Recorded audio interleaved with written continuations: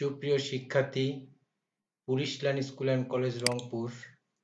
আজকের অনলাইন ক্লাসে আমি মোহাম্মদ শফিকুল ইসলাম, সহকারী অধ্যাপক, police line school and college Rangpur, তোমাদেরকে জানাচ্ছি আজকের ক্লাসে স্বাগতম। প্রিয় শিক্ষার্থী, আজকে আমরা যে পাঠটি নিয়ে আলোচনা করব তা হলো ব্যবসায় সংগঠন ও ব্যবস্থাপনা, দ্বিতীয় পত্র, অধ্যায় 5, কর্মী সংস্থান। প্রিয় শিক্ষার্থী, আমরা গত ক্লাসে আলোচনা করেছিলাম কর্মী নির্বাচন কি, কর্মী নির্বাচনের প্রক্রিয়া বা পদক্ষেপ সমূহ। আজকে আমরা আলোচনা করব পদোন্নতির ধারণা এবং পদোন্নতির পদ্ধতি সমূহ।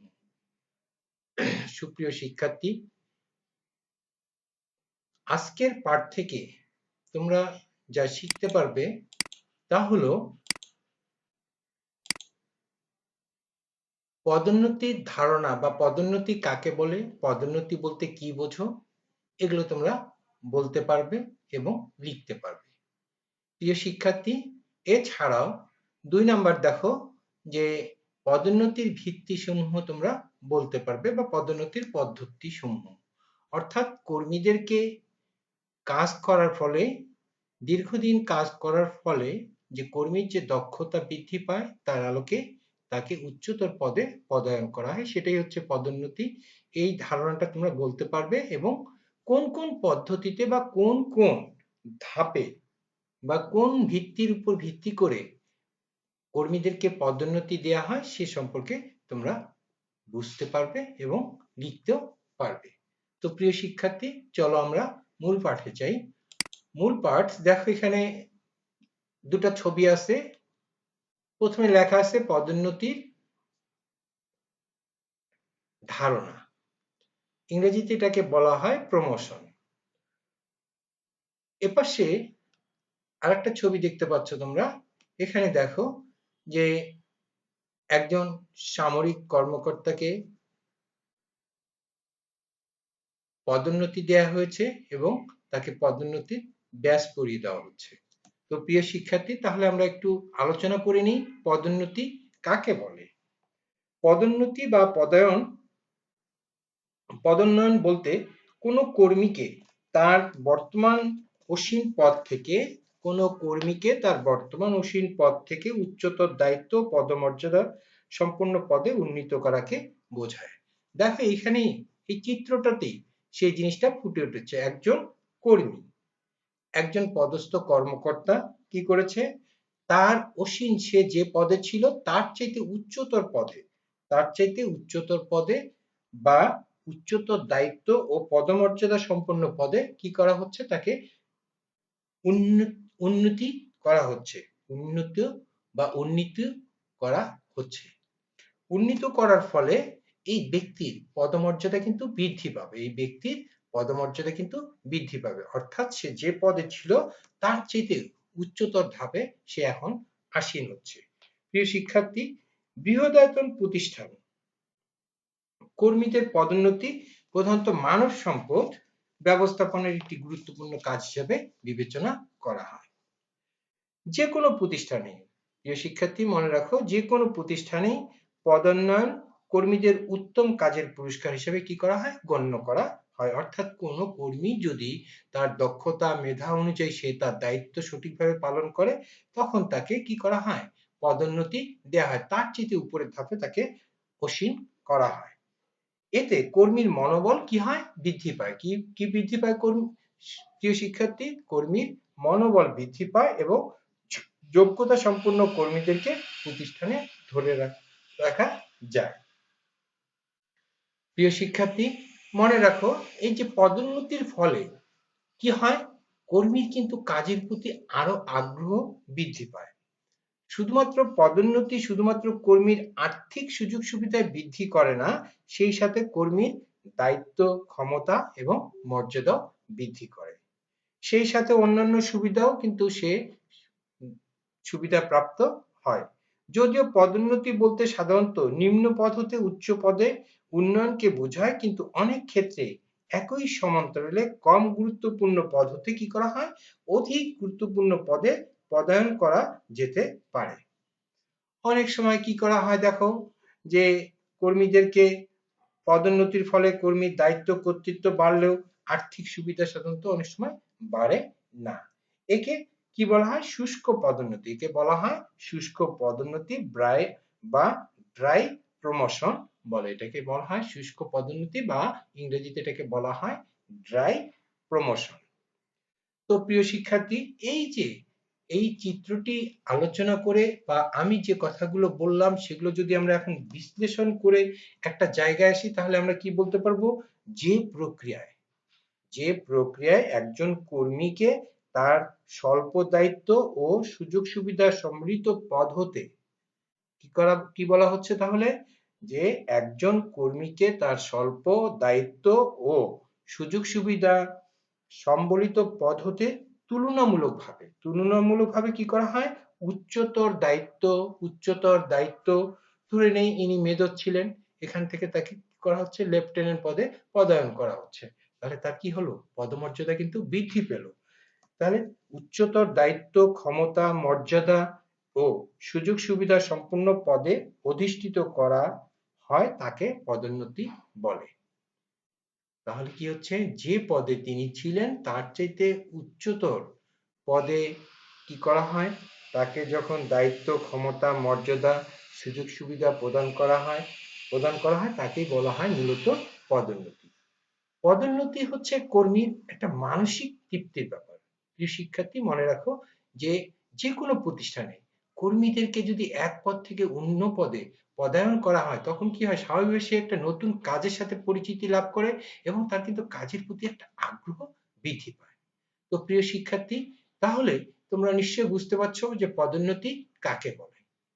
খুব সহজ কথা আবারও আমি বলছি যে পদোন্নতি হচ্ছে যে এক পদ থেকে সে যে পদে কর্মরত ছিল সেই পদ থেকে উচ্চতর পদে কি করা হয়?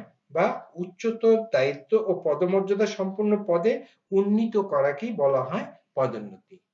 আবারও খুব সহজ কথায় বলি যে যে প্রক্রিয়ায় একজন কর্মীকে তার স্বল্প দায়িত্ব ও সুযোগ সুবিধা সমৃদ্ধ পদ হতে কি করা হবে? তুলনামূলকভাবে উচ্চতর দায়িত্ব, ক্ষমতা, মর্যাদা ও সুযোগ সুবিধা সম্পন্ন পদে কি করা হবে? অধিষ্ঠিত করা হবে, তখন সেটাকে আমরা বলছি পদোন্নতি।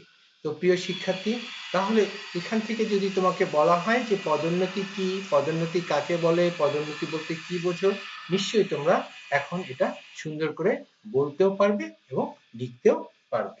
তো প্রিয় শিক্ষার্থী, এখন আমরা 2 নম্বর যে বিষয়টি ছিল আমাদের, সেটি হচ্ছে পদোন্নতির ভিত্তি বা পদোন্নতির পদ্ধতি সমূহ। সাধারণত কোন কোন ভিত্তিতে একজন কর্মীকে পদোন্নতি প্রদান করা হয়? তো আমরা একটু ভিত্তিটা আলোচনা করে নিই যে মানব সম্পদ ব্যবস্থাপনায় শ্রমিকদের পদোন্নতির বিষয়টি কিন্তু অত্যন্ত জটিল এবং স্পর্শকাতর বিষয়। এর উদ্দেশ্য হলো সুদক্ষ কর্মী সংরক্ষণ, উত্তম কার্যের পুরস্কার দান এবং কর্মীদের মানসিক শক্তি অক্ষুণ্ণ রাখা। তো প্রিয় শিক্ষার্থী, একটু আগে আমি বলছি যে পদোন্নতির ফলে কি হয়? কর্মী কিন্তু নতুন কাজের সাথে পরিচিত হয় এবং তার কিন্তু একটা আগ্রহ, কাজের প্রতি কিন্তু আগ্রহ বৃদ্ধি পায়। তো প্রিয় শিক্ষার্থী, এই উদ্দেশ্যে অর্জনের জন্য বিভিন্ন প্রতিষ্ঠান কি করে? পদোন্নতি প্রদানের নানা রূপ পদ্ধতি অনুসরণ করে থাকে। এক্ষেত্রে আমরা 3টি পদ্ধতি বিশেষভাবে উল্লেখ করতে পারি। দেখো, 1 নাম্বার হচ্ছে জ্যেষ্ঠত্বের ভিত্তিতে পদোন্নতি, 2 নাম্বার হচ্ছে যোগ্যতা বা মেধার ভিত্তিতে পদোন্নতি, 3 নাম্বার হচ্ছে জ্যেষ্ঠত্ব ও যোগ্যতার ভিত্তিতে পদোন্নতি। তো প্রিয় শিক্ষার্থী, প্রথমটি যেটি আমাদের জ্যেষ্ঠত্বের ভিত্তিতে পদোন্নতি, সেটা দেখো কোনো পদ হতে উচ্চতর পদে কাউকে পদোন্নতির ক্ষেত্রে চাকরির মেয়াদ বিবেচনায় কি করা হবে? চাকরির মেয়াদ বিবেচনায় বয়োজ্যেষ্ঠ ব্যক্তিকে নির্বাচন করা হয়, তাকে জ্যেষ্ঠতার ভিত্তিতে পদোন্নতি বলে। অর্থাৎ ধরে নাও দুইজন ব্যক্তি একই সময়ে একই পদে চাকরিতে যোগদান করেছে। এক্ষেত্রে যে ব্যক্তির জন্ম তারিখটা বেশি, সে কিন্তু কি হবে? জ্যেষ্ঠত্ব, সে কিন্তু জ্যেষ্ঠ বলে বিবেচিত হবে। এখন দেখো যে এখানে যে বিষয়গুলো উল্লেখ করা হয়েছে, চাকরির হিসাবে মোট কার্যকাল। চাকরির হিসাবে মোট কার্যকাল বলতে এক ব্যক্তি কতদিন চাকরি করেছে সেই মোট কার্যকালের কথা বলা হচ্ছে। খ নাম্বারে দেখো যে বর্তমান প্রতিষ্ঠানে মোট কার্যকাল, অর্থাৎ সে বর্তমান প্রতিষ্ঠানে কতদিন কাজ করছে।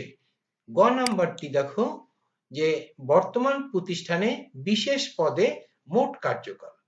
বর্তমান প্রতিষ্ঠানে কি বিশেষ পদে, সে যে পদে কাজ করছে সেই বিশেষ পদে কতদিন ধরে সে কাজ করছে। ঘ নাম্বারটি হচ্ছে স্থায়ী কর্মী হিসেবে স্থায়ী পদে মোট কার্যকাল, অর্থাৎ চাকরির মোট স্থায়িত্ব হিসাবে, স্থায়ী পদ হিসাবে সে কতদিন সে এই পদে কাজ করছে। তাহলে প্রিয় শিক্ষার্থী, যে এরূপ ভিত্তিতে পদায়ন দেয়া কিন্তু সহজ। এতে ভুল বোঝাবুঝি কি থাকে না, সম্ভাবনা কম থাকে এবং পুরনো কর্মীরা এতে স্বাচ্ছন্দ্য বোধ করে। তবে অসুবিধা হলো এতে যোগ্য কর্মী তাদের কাজের জন্য পুরস্কৃত না হয় তারা প্রতিষ্ঠানে থাকতে চায় না। ফলে প্রতিষ্ঠানে কি হয়, অদক্ষতা বিরাজ করে। কেন বিরাজ করছে, তাহলে এই বিষয়গুলো দেখি একটু আলোচনা করে নিই তোমাদের সাথে। দেখো যে আমরা কি বলছি যে দুই বন্ধু একই সাথে একই প্রতিষ্ঠানে একই সময় যোগদান করেছে, কিন্তু এখানে কি আছে, তার বয়স বিবেচনা করা হয়েছে। কি করা হয়েছে, তার বয়স বিবেচনা করা হয়েছে। এই দুইজনের মধ্যে যার বয়স বেশি, এখানে দেখো যে চাকরির হিসাবে মোট কার্যকাল দুজনের সমান, বর্তমান প্রতিষ্ঠানে মোট কার্যকাল দুজনেরই একই রকম, তারপর বর্তমান প্রতিষ্ঠানে বিশেষ পদে মোট কার্যকাল দুজনেরই একই, এবং ঘ নাম্বার স্থায়ী কর্মী হিসেবে স্থায়ী পদে মোট কার্যকাল। এখন এই ধরনের পরিস্থিতির উপর ভিত্তি করে যদি পদায়ন দেয়া হয় তাহলে কি বলা হচ্ছে, যে এতে কি হয়, যে ভুল বোঝাবুঝির সম্ভাবনা কম থাকে, পুরনো কর্মীরা এতে কি হয়, স্বাচ্ছন্দ্য বোধ করেন। তবে সেই অসুবিধাটা কিন্তু মারাত্মক একটি অসুবিধা। এতে যোগ্য কর্মীরা তাদের কাজের জন্য পুরস্কৃত না হয় তারা প্রতিষ্ঠানে থাকতে চায় না। ফলে প্রতিষ্ঠানে কি হয়, অদক্ষতা বিরাজ করে।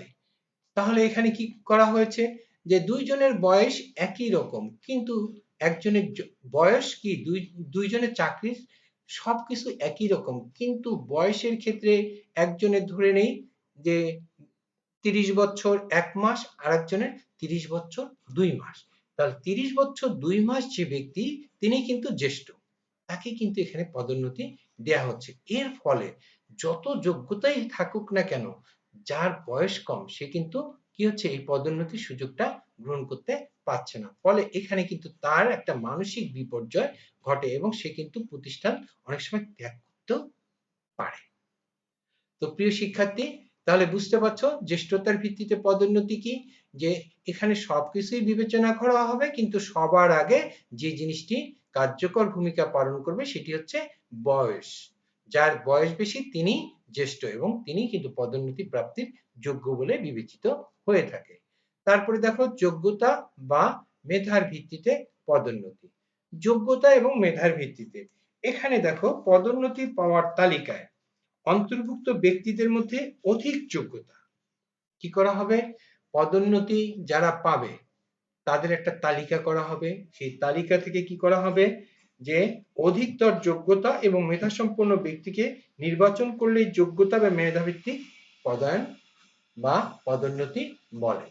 তাহলে কি করা হবে, প্রথমে একটা তালিকা করা হবে, যাদের যোগ্যতা এবং যাদের মেধা আছে তাদের একটা তালিকা করা হবে।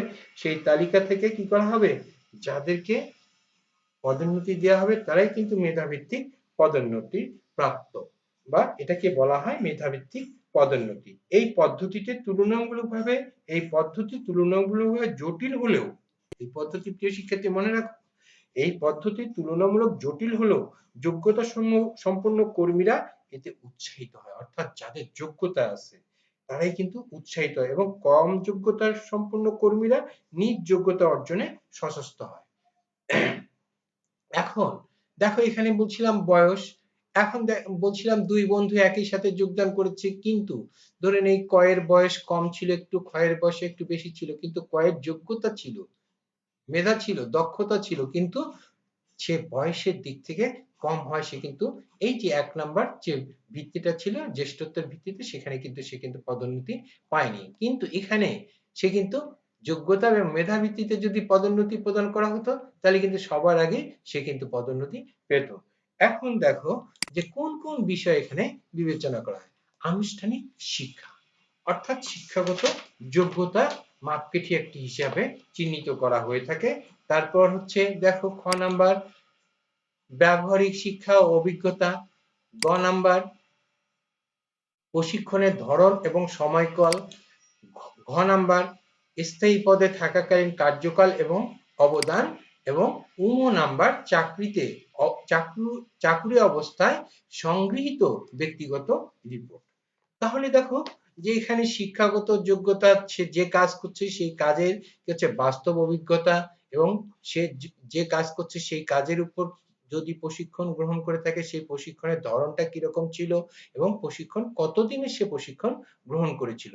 তারপরে স্থায়ী পদে থাকাকালীন কার্যকাল এবং অবদান, সে যে পদে কর্মরত ছিল সেই পদে সে কতদিন চাকরি করেছে, এবং সে চাকরিরত অবস্থায় প্রতিষ্ঠানের জন্য সে কি কি অবদান রাখতে সক্ষম হয়েছিল।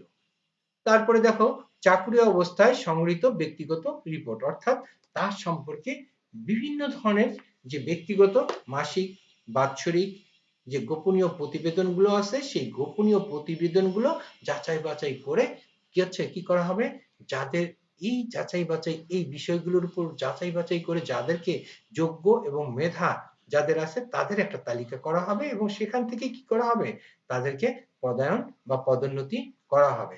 প্রিয় শিক্ষার্থী, দেখো এরূপ ভিত্তিতে পদোন্নয়নের ফলে যোগ্য ব্যক্তিরা কি হবে, উৎসাহিত হবে। এতে তারা প্রতিষ্ঠান ত্যাগ করতে চায় না। কি করবে না, তারা কিন্তু প্রতিষ্ঠান ত্যাগ করবে না, কারণ তারা জানে আমি ভালো কাজ করলে কি হচ্ছে, আমি আমার মেধা এবং দক্ষতা অনুযায়ী যদি আমি কাজ করতে পারি, তাহলে আমি এই প্রতিষ্ঠানে অনেক উপরের দিকে কি হচ্ছে উঠতে পারবো, বা আমি ধীরে ধীরে এখানে যে পদে আছি তার চেয়ে উচ্চতর পদে পদোন্নতি অবশ্যই পাবো। এবং এর ফলে দেখো যে প্রতিষ্ঠানের দক্ষতা কি হবে, বৃদ্ধি পাবে। তবে সমস্যা হলো মেধা ও দক্ষতা যাচাই করা কষ্টসাধ্য। মেধা এবং দক্ষতা যাচাই করা কিন্তু সত্যি একটি কষ্টকর ব্যাপার। এক্ষেত্রে সুষ্ঠু নীতিমালা অনুসরণ না করলে কি হতে পারে, ভুল বোঝাবুঝির সুযোগ থাকে, এবং প্রতিষ্ঠানে একটা বিশৃঙ্খল অবস্থার কিন্তু সৃষ্টি হতে পারে।